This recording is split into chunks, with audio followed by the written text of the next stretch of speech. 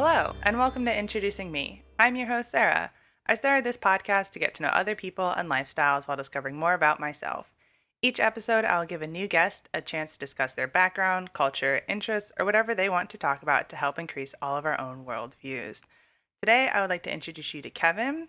He is an associate strength coach for the Jacksonville Jaguars, so he's going to talk a little bit about his life leading up to there and what he's doing now and what it's like, in the NFL and all of that good stuff. So, Kevin, thanks so much for being here. Why don't you go ahead, tell us a little bit about yourself?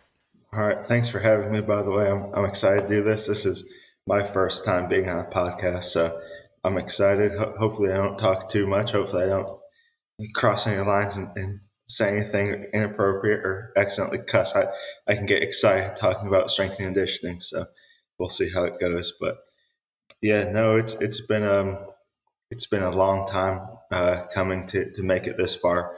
I've been all over the country. It's doing all different types of coaching, different levels, private, college, high school. So I've gotten a ton of experience over the past really 10 years. Just kind of, I don't want to say lucky because it's been a lot of sacrificing and a lot of living on under $1,000 and just making ends meet. But when it happens and it all works out and you find yourself in a place where you were hoping to go as a kid, it's pretty cool and exciting. But yeah, that's really the past 10 years in a very, very quick manner. But yeah, I've always been interested in sports. I think it's one of those things where we grew up, there was always sports going on. I think we had more baseball fields in the town of Southbury and Middlebury than any other town that I can know. So we were outside a lot growing up, and I think we all enjoyed just that competitive atmosphere, and just really, really just having fun. There was never any pressure from my mom or anybody else's parents. I don't think where, hey, you have to go be a professional athlete. It was, hey, go have fun, go play with your friends. Yeah, we'd like if you won, but there's a lot more important things than that. So that was always a good thing. It was never sports were never an overbearing thing. I think now coaching, I can kind of share that same perspective on sports with the guys and athletes that I coach. That, hey, there is more than how much you bench, how much you squat, how many touchdowns you throw, how many tackles you have, or whatever metric it is. There's a lot more to it. And I think that's really the important thing. I think that's the best thing about strength and conditioning is that you're coaching humans, you're coaching real people.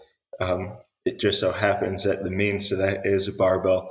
It is a fairly aggressive atmosphere, but when you can get guys understanding the reasoning behind it and the intent behind it, I think that's when you're most successful. So a little bit just how I grew up. I've got my mom and my twin brother. That's really the nucleus of the family. And then growing up, my grandparents were around a lot. My grandma basically did everything. Once my mom would go off to work in the morning, she would be there making us breakfast, putting us on the bus, picking us off the bus, really doing everything that she can with the single mom. So she helped a lot. Obviously, my grandpa did the same, and my aunt, who was actually just down here in Jacksonville 2 days ago, helping me move in. So if it weren't for my family, I don't think I'd be capable of really doing anything. And they understand that. So I've been fortunate on that. But I think being born and raised with a single mom, I think a lot of people sometimes kind of can use that as a negative influence. Like, oh, I have a single mom. I don't really know my dad, this and that. I'm going to do whatever, I have that negative part of my life kind of shape who I am. And I never really found that to be the case.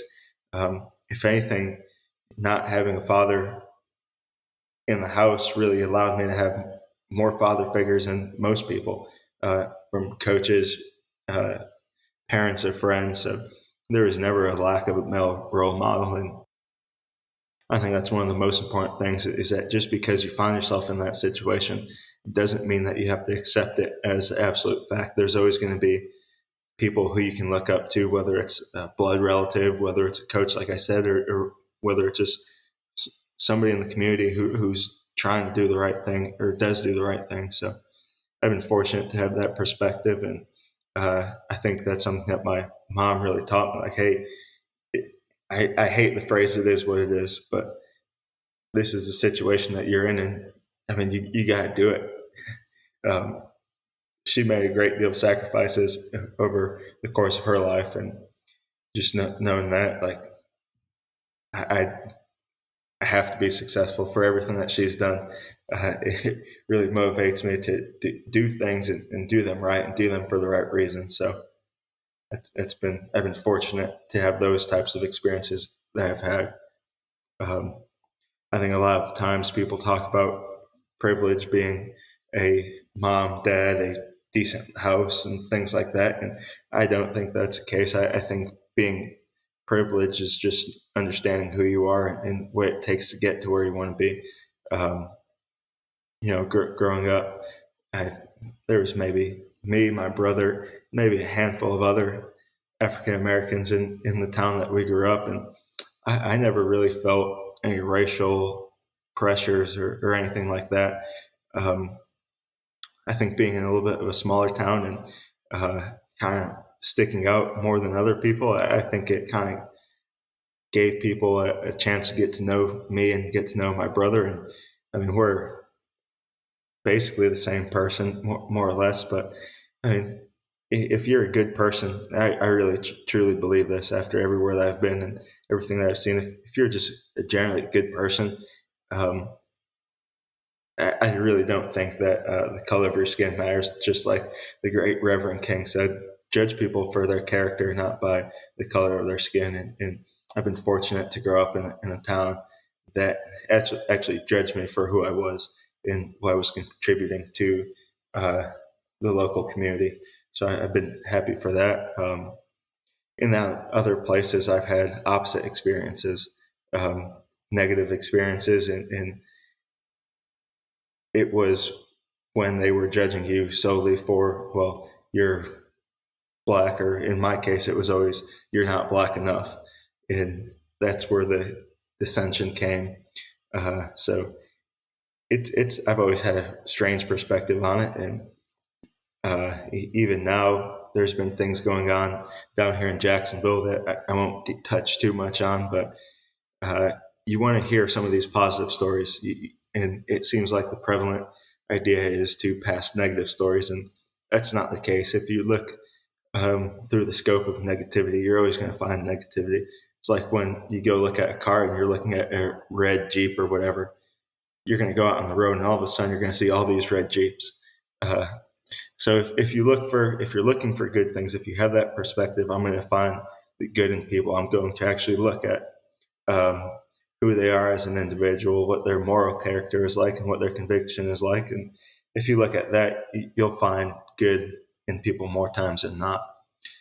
So that's really probably been the most frustrating thing for me, and having to deal with that. And it's really been at a pinnacle the past week or so with some of the things that's gone on here. And one of my mentors, he's been his name has been dragged through the mud a little bit in recent weeks, and it's very frustrating for me as an African American hearing some of the things that people are saying and knowing what the actual circumstance is. Like, if someone were we'll just say a bad person. I'm not going to say what they're accusing him of doing, but if you're a bad person, you're not going to go out of your way for other people. In the manner that he's done for me. So just being here is a testament to that. So like I said, and I can keep saying this, and I can talk hours and hours about just the sheer fact that there's an old saying. I'm a big Ayn Rand fan, the objectivist philosopher, and she was the one who coined the term, you can't have your cake and eat it too. And I think that's 100% true. You're either good all the time or you're bad all the time. There's no real in between. So looking at it through that perspective, if you are, you know, judging someone by their race, it's going to be that in every single pillar of your life. You're not going to have two bad pillars, one good pillar, two bad pillars.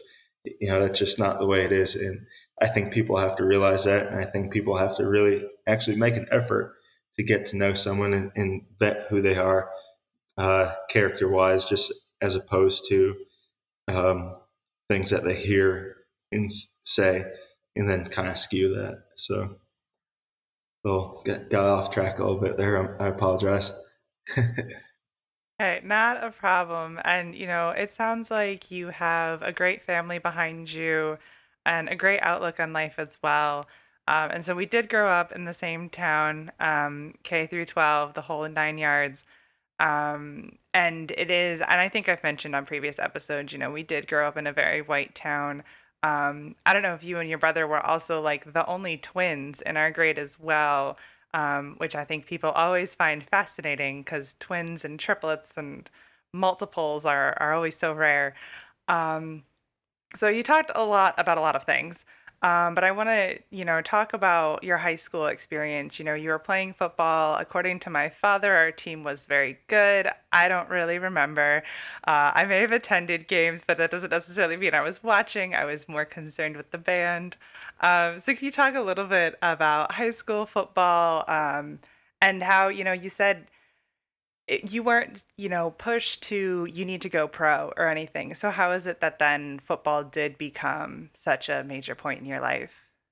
Well, I never played football up until ninth grade was the first time I was playing football, and the only reason why I had decided to play was one of my friends told me, "Hey, Kev, you'd probably be good at this." And I said, "All right, I'll do it." And really, for maybe the first few months, I hated it, and I went and quit every day. It was miserable. I didn't like putting the pads on. I just didn't like it. But people kept telling me, "Kev, you're going to be good at this. You're going to be good at this." So I stuck with it, um, and it paid out. But really, we were fortunate with the guys who we had coaching, Chuck Jury and Tom Tata and Rob Mazurowski. Those guys, I talk to Coach Jury probably every day still. Um, but I mean, they're just people who you wanted to be around. They were guys who started the program in the 70s and they were there in the late 2000s. So, you know, when you get guys like that, and I'm just thinking now, I'll go off path a little bit here again, but growing up and being at that school, and you had all those guys, you had Tata and Coach Jerry Stem, um, Mr. Farrell, Mr. Calabro, Mr. Becker, like all those guys and girls, they were there since the 70s, and just seeing that and how much they cared about the school and how much they cared about their students, I think was something that really made me want to do it. And I got a text from STEM probably 2 or 3 days ago after she saw the article and just saying, "Hey, Kev, we're really proud of you." I said, "Well, I'm happy I can make you proud." I think that's the best part about where I am now. Like I get those types of texts and I get to represent Pompey High School, which is pretty cool. So, but going back to football, yeah, we were pretty good. Uh, I think in my junior year and senior year, we lost 3 total games out of maybe 22 or so, 23. So we had a decent record. Um, we just had a lot of guys who just, like I said, we just enjoyed playing. Like we were, I think, the epitome of what it means to be a kid growing up, compete, go out, have fun, and just really enjoy where we are. And I think not having cell phones at that time, 2009, 2010, helped. Not really having high tech video games or anything like that. Like we were focused on each other. We were focused on going to the weight room. We were focused on playing that sport, and more importantly, we didn't want to let anybody down. Um, we had such good relationships with our coaches, where like they were heroes and gods to us. Like, you don't want to let those people down. And that really made us mature pretty quickly. And I think that's why we were so good. And you look at some of those guys who I play with now, we're all doing big things. And it really started with that. Like you're responsible. You represent more than just yourself and just your family. You represent the entire Southbury, Millbury community. And to be able to do that meant a lot. And it, like I said, it still does. But yeah, I played football and I played baseball. And baseball, we were probably a little bit better than we were in football back then. We won the state championship my junior year and lost in the um, quarterfinals the year after, but won 3 straight SWC championships when I was there. So we had a lot of success, and it was with Mike Eisenbach and Andy Cloutier and Ed Schellen and Walt Kustra. And they were the same type of guys as Coach Jury and Tata and Maz and Coach Roach. Um, we just want to make those guys happy. Like we want to make them proud. We saw what they were sacrificing to get us to be in the position. They taught us how to compete. They taught us how to be good people. And I'm sure I'm not the only one who would say, without those guys, we probably wouldn't be where we are today. Even Mr. D'Angelo, we didn't want to let down Mr. D'Angelo up in the band section if we weren't scoring touchdowns. Yes, yeah, we definitely we played for every touchdown, we played for every field goal. We had to know what was going on. That was definitely I learned how the game of football works when I was in high school. There is nothing better than walking down the Rambo Hill with the drum line on home games. That's probably one of my favorite memories. Yeah, yeah, I hope that they still do it. I have not been back for a game in quite some time because homecoming was always on a really bad weekend. So what did you do after high school? So after you graduated, I do know a little bit about it because you mentioned there was a big article in our hometown paper, and I read that. But would you be able to explain for the listeners what got you to where you are now? Yeah, this is where it gets a little bit fuzzy. Um, so my senior year of high school, I didn't really know what I wanted to do. I had a few Division I AA offers to play football at Central, Marist, Holy Cross, schools like that up in the Northeast, that area. Um, and then some D3 offers too, but I kind of wanted to play baseball too. Um, I was a little, I don't want to say turned off, but I didn't really want to go the Division I route where it was going to be football 24/7. And it's ironic now because that's what I've been doing for the past 10 years anyways. Uh, but I was really torn. I didn't know what to do. I went on a visit to Endicott College. I remember that day that I went up, it was snowing. And Endicott is a real small campus. It's really beautiful. It's right on the North Shore in Massachusetts in Beverly. So I went up there, and I remember the night I was up there, and like it was one of those feelings when you're up there, like this is where I want to go to school.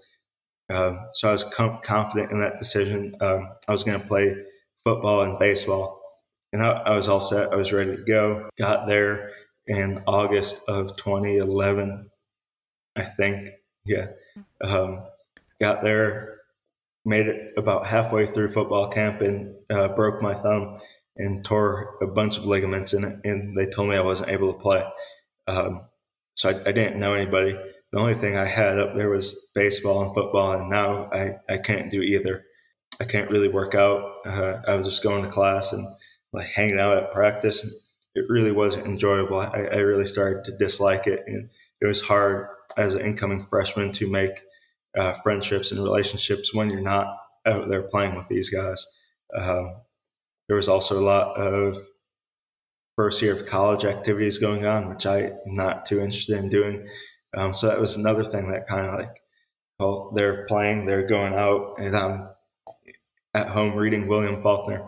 It was hard. It was hard for me to kind of fit into that group. So I ended up leaving halfway through that first semester.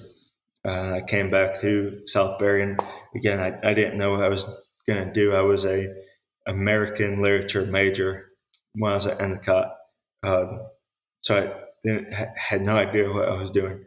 I was home probably for October, November, December, January, and February, and I got a call from Mike Eisenbach, who was a head baseball coach there, who offered if I wanted to go help coach with him, that I can go and do that. So that spring, I started coaching baseball at the high school, and I enjoyed it a lot.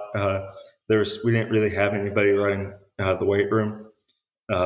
Dave Roach, who was a football coach at that time, he was kind of doing it, and Tony Pereira, who's the head coach there now, like they were kind of running the weight room, but they were teaching, they were coaching, and there wasn't anybody who's just in the weight room. So I talked to Dave and I talked to Mike. And I said, hey, I'll start like running the lifts. I lifted all 4 years in high school. Like I can at least say, hey, you're not doing this right. Let's fix it.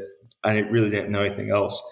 But I did that maybe for a year or two, just at the high school, and just reading as much as I can online and things like that, and watching YouTube videos. And then my brother was playing football at Central Connecticut. And I knew the coaching staff there decently because I was recruited there, and I knew the head strength and conditioning coach just from recruiting. And we were talking one day. I went up to a spring practice when Willie was playing, and he asked if I wanted to go intern for him.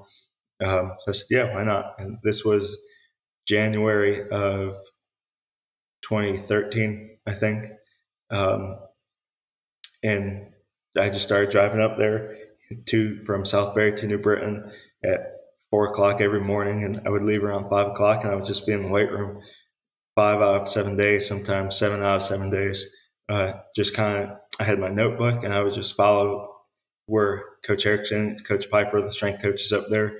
I would just follow them and ask as many questions as possible. And I still have my binder somewhere of all the notes I took from there, and I refer to those still today. But it's really just been, again, I don't want to say I got lucky. I had people who wanted what was best for me and were willing to give me a chance. And when you get those opportunities and when you get those chances, you have to capitalize on them, and you have to leave a good mark. So it was my first exposure into strength and conditioning, and after that, I enjoyed it. It was really all I ever did, besides read books and lift weights. So I did that, and that was maybe a year. From there, I went back to the high school, and I had a pretty good understanding of how to program and how to do some things strength and conditioning wise. So my role there started to expand. I got certified as a personal trainer, and talked to Joe Velarde, who was the athletic director at the high school. And we were able to set up a fitness program for middle school kids to high school kids. He kind of just let me do it. He knew me from when I was playing, and he trusted me. And again, what was best for me, and gave me the opportunity, and you have to capitalize on it. So that's what I did, and I was there maybe for another 2 or 3 years. And at that point, I was pretty sure, like, this is what I want to do. I was taking some classes at a community college, just so I can stay current. So when I did decide to go back to school, I went and start from scratch. So I knew that's what I had to do if I wanted to coach. So in 2015 or 16, I enrolled back to school at Western Connecticut. And they had at that point, they had an exercise science department. And so I said, oh, this is great. This is perfect. Got there. They were phasing out the exercise science program and doing more of like a holistic health type, community health. So healthcare, alternative medicine type thing. So I found myself in a position where this is going to be a little bit tricky to learn the things that I want to learn. So I started sending out applications to do another internship. There was a coach who I followed on Instagram.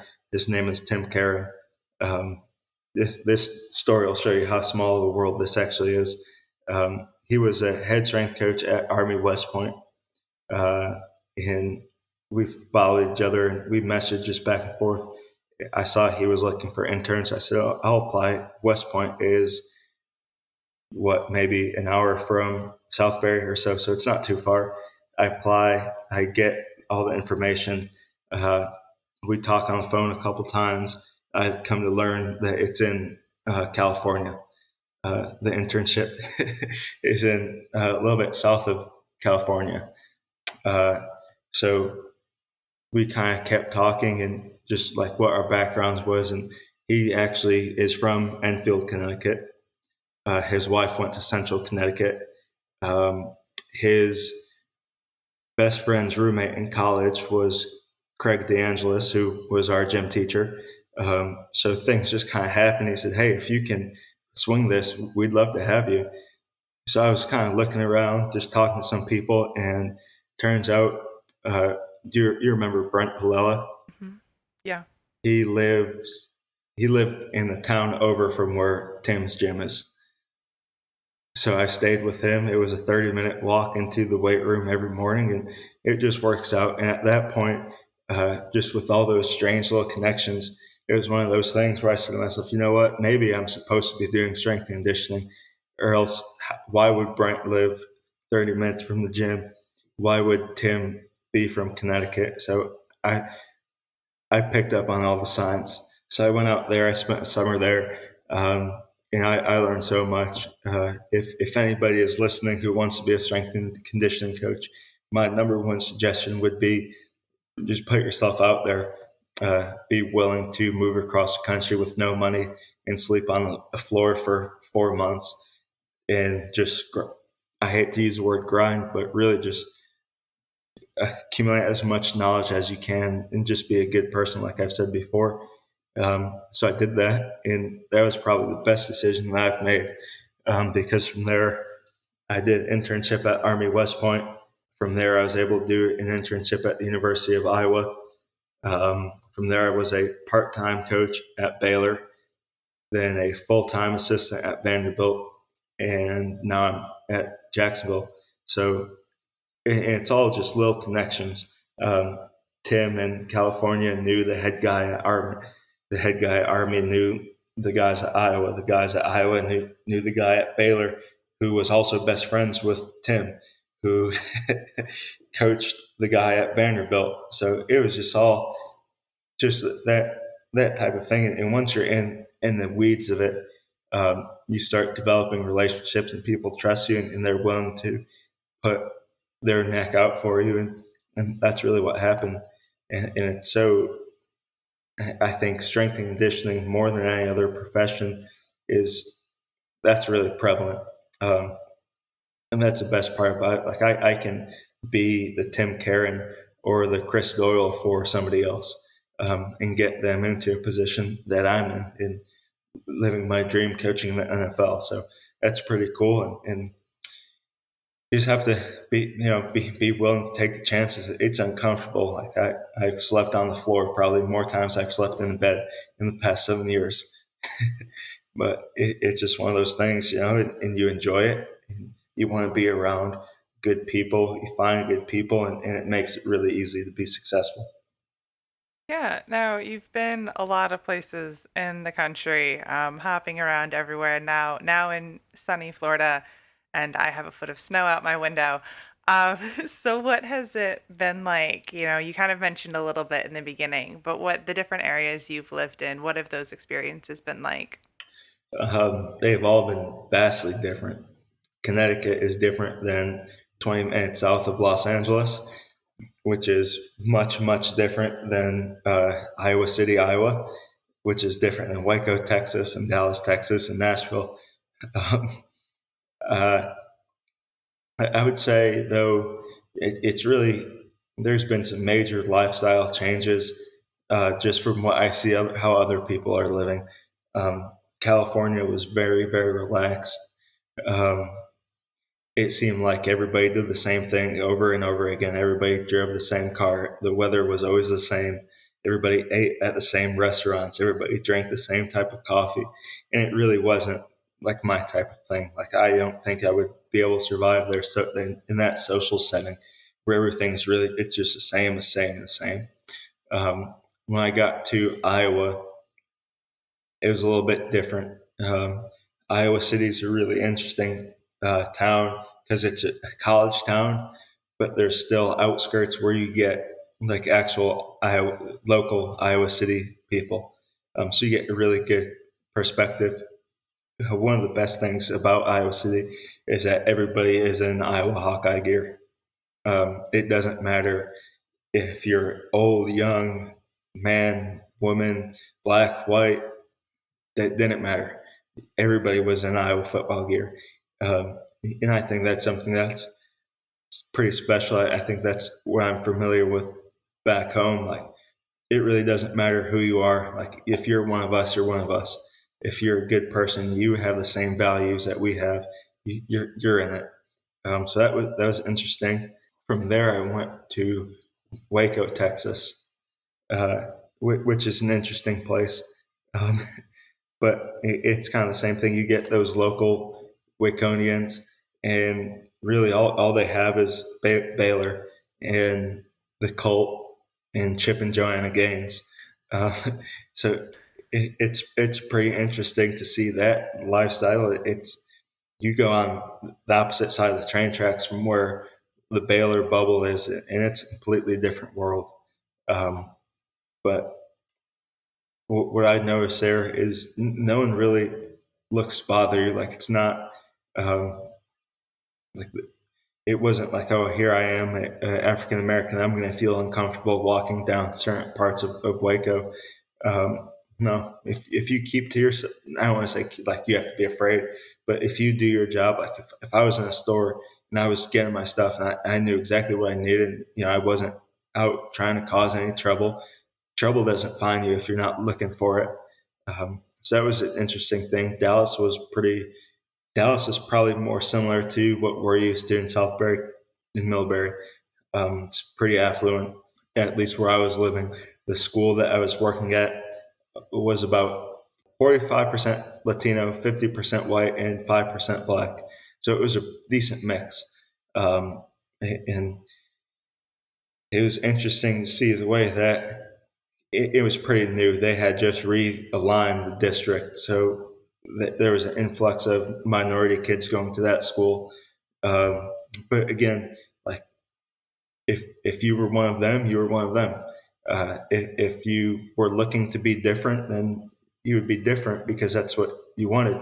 But there was never any like racial issues, even though they tried to portray it in the district as Pierce, where I was working, as the the bad high school, which wasn't the case. Um, Again, if you show up on time, you're respectful in class, you're respectful to your classmates and your peers, and you respect the facilities, there's no issue. It's when you start looking for things to be wrong is when obviously you're going to find things that are wrong. But no, it was fine in Nashville. Nashville is Nashville. I mean, I don't know what's going on in Nashville. uh, but no, I think that really the only place where it's been hard for me to live as an African American has been when I was at WestCon. There was a social stigma, I guess, that you can say, where you were either like, the criticism that I would get all the time was, "Hey, you're not black enough." Why am I not black enough? Because I carry 5 books on me all the time because I enjoy reading, because I wear cowboy boots, because and it was just one of those things. Like, and I think that's so important. And I think that's some of the issues that we're seeing now is um, the whole idea of identity politics. It scares me. Um, because then you look for things that differentiate person to person. And the easiest thing is what? The color of your skin, as opposed to saying, hey, you like books too, I like books too, but I'm not going to feel pressure to be a part of this group.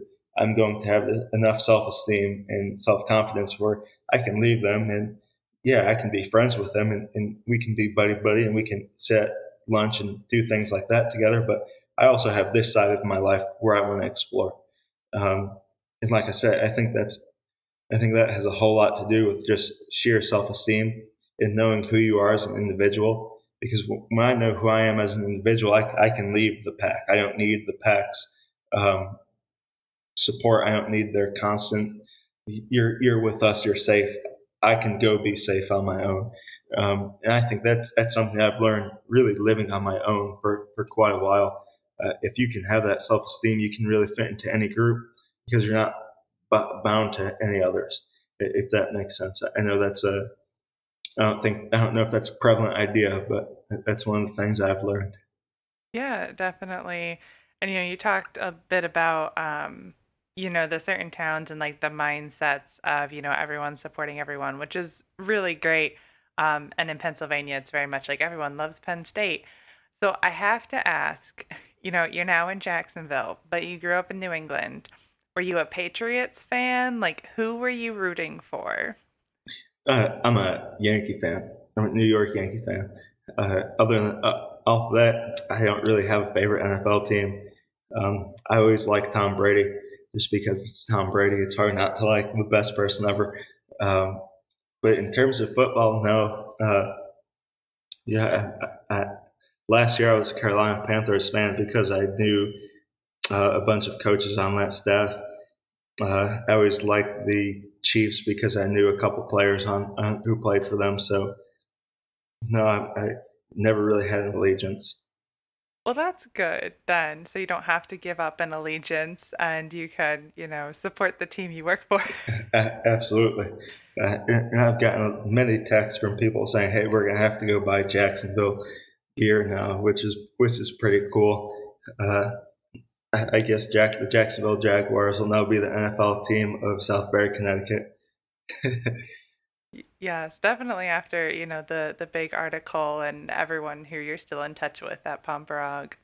So, what is it that you do on a daily for working in strength and conditioning? What is that job and field like? Uh, it's a lot more than what I think people expect. It's not. I think there's a negative idea of a strength and conditioning coach where we're just guys who drink energy drinks and coffee and yell all day. That's really not what that's about. The farthest from the truth. Now there are guys like that. I don't know if they're the best strength and conditioning coaches. Um, it's a lot of different things. There's a lot of science based to it. There's a lot of technology to it. There's a lot of actual technical hands on to it. And then there's the not so objective understanding human nature, understanding how to connect and relate to people. Um, but really, like I'll just walk through this past week, and it's different because we're a brand new staff. Head coach is new, head strength coach is new. I think there's maybe one or two strength coaches who were from the last coach. So we're really just trying to get everything set for when the players come back. So the typical day is we're probably there. I'm usually there around 5:30, and I'll train for about an hour and a half, and then start setting up the weight room when guys get in around 8. So we all kind of help just set up like, hey, today's a lower body day. What do we got? All right, so let's put the bench or the bars up so they can squat, things like that. It's a lot different just setup wise in the NFL than college. In college, you can tell a 19-year-old kid, hey, go set your bench up. When you're coaching a 9-year veteran in the NFL, you can't really tell him, hey, go do this, because he's going to say, I'm not going to do it. And you're going to say, oh, okay. So we'll do that. And then we'll be on the floor coaching usually 8:30 to 11:30. So the coaching portion of the day is very, very small in the NFL. In college, you can be coaching 9 a.m. to 3 p.m. So I'm very fortunate that the actual time on your feet coaching is like you can get it done pretty quickly because the roster is half the size. Um, so then after that, it's a lot of meetings. It's a lot of, like I said, being on the computer. Right now, I'm researching some velocity-based training mechanisms so it can track bar speed and power output. So trying to load all of our formulas, load all of our workouts, figure out the best scope to use when we're thinking about bar speed and power, and how we can use that to manage guys from March to middle of November when it's week 14 and we have guys who have been busting their butts all year. So there's a lot of work on that. And then usually around 5 o'clock, Coach Meyer will come down and we'll have like a full staff meeting about what direction we're going in, what have we accomplished, what do we need from him. So it's a very productive work environment. There's a lot of room for us to grow, especially me as a younger coach. Like having the opportunity to say, hey, coach, I want to go to South Carolina to visit this coach. Yeah, go do it. Come back with great information. So it's fun. It's exciting. Like it's as a younger guy, like I get to go not only coach for some guys who I look up to, but now I get to go visit. It's encouraged and expected that I go visit them. So it's really great. We have such a big upside, I think, but down here, just in terms of us as individual coaches and as a program. So yeah, it's a lot, but you enjoy it. You really do love what you're doing, and to be able to add value to the individual players, to the organization, and to have that mindset, hey, we're going to be the best strength and conditioning program in the entire National Football League. That's a pretty cool motivator. And when you have your boss is telling you, hey, yeah, you're right, we are going to do whatever you need to do to make that happen, is pretty exciting. And I don't think that happens in a lot of other, not just in strength and conditioning, but just in work in general. It's hard to have everybody aligned on the exact same path of where we want to go. So that's very special and exciting. Yeah, it sounds like there's definitely a lot going on. What do you do, like when the season starts back up in the fall? What will your role be like during gameplay? Hopefully there's games. We don't know what's going to happen with COVID. We don't know whose role is going to be what. But I can go back more towards last year at Vanderbilt, what my role on game day was. Basically, we just have to make sure that guys are where they have to be when they have to be it. So if we're on offense and it's third down, hey, punt team's got to be ready to go on the field. Or if it's, again, we're on defense and it's second and long and we need a certain package or personnel group on the field, hey, we're so-and-so. I got him. I know where he is. So it's basically babysitting, more or less, making sure guys are paying attention, guys are involved in the game, kind of helping with what do the actual coaches need, what do the athletic trainers need, what does equipment need, and we're kind of the ones that are making everything, connecting all the pieces, so to speak. Awesome. Now, before we wrap up at the end here, is there anything else that you would like to share with the listeners? Yeah, I think one of the thing that's really helped me kind of understand life in general and just my perspective and the way that I see um, race relations and things of that nature. Being a American Studies major, so having knowledge in American history and American literature, being able to read and understand, and I hate that the term thinking critically, but just thinking in general, like being able to see things in different lenses, being able then to apply it. I think a lot of times people kind of obtain knowledge and either let it go to waste, or they read something, or they can consider something, and they never get to apply it. So having that perspective of reading and writing, being able to articulate your thoughts and corresponding your actions with your thoughts, I think is really important. And it's not just like obviously it's helped me in strength and conditioning, but It's helped me in strength and conditioning because of a relationship that I can build with the players and the coaches. So read as much as you can, think as much as you can, question things, but question it in the actual manner. Don't ask why as a passive aggressive, why am I doing this? Ask why with a function, so to speak. So that's really it, if that makes sense. Yeah, it definitely does. And I've loved hearing all your different perspectives on things. Now, with all of my guests, I end out the episode with a random question. Go for it. So, because you're obviously in the fitness field, everything's really important. My question for you is the exact opposite. And what is your favorite dessert? Oh, I've got a bag of Reese's peanut butter cups sitting right next to me. I'm a big dessert guy. I'm a big pie, brownies, cupcakes. You name it, as long as there's no like almonds or cashews or pistachios in it, I'm probably gonna eat it. Are you allergic to those nuts or you just don't like them? Yeah, I can't eat those. No, I'm allergic to those. But anything else, we're good. It's orange sherbet. I'm a big sherbet fan. Yeah, no, I have quite the sweet tooth.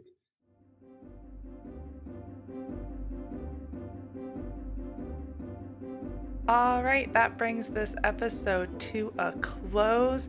I will be leaving a couple book recommendations in the description, as I tend to do, on some of the authors that Kevin looks to for a lot of philosophy things. And as he discussed, big into reading, so it's always good to get those sort of recommendations. If you would like to connect with the podcast, of course, we are on Facebook, Instagram, and LinkedIn, and we are on Patreon for monetary support. And I have to give a big shout out to my first $10 donors. So Barb and Ron, yes, you're my parents. Yes, I love you, and I'm so grateful that you are supporting me here as well. I know that you both listen to this episode so much, and if you would like to hear your name and get a great thank you shout out at the end, the Patreon link is in the description and can be found through the link tree on Facebook or Instagram. It's a $10 donation. It can be once, it can be reoccurring. Patreon is kind of a reoccurring subscription site, but 1 month, one donation gets you the shout out, and there are other levels to check out as well. And of course, if you'd like to be a guest on the podcast, the podcast email is in the description as well, and I love hearing from different people. And so thank you, Kevin, so much for spending time with me today. I had a great time reconnecting, and to my listeners for taking the time out of your day to hear a new story. Until next time, bye. Thank you for having me, Sarah. I appreciate it. It's been fun, and any listener, feel free to get my contact information from Sarah, and I can talk about this type of stuff all day. So again, thank you. I appreciate what you're doing, and go Jags.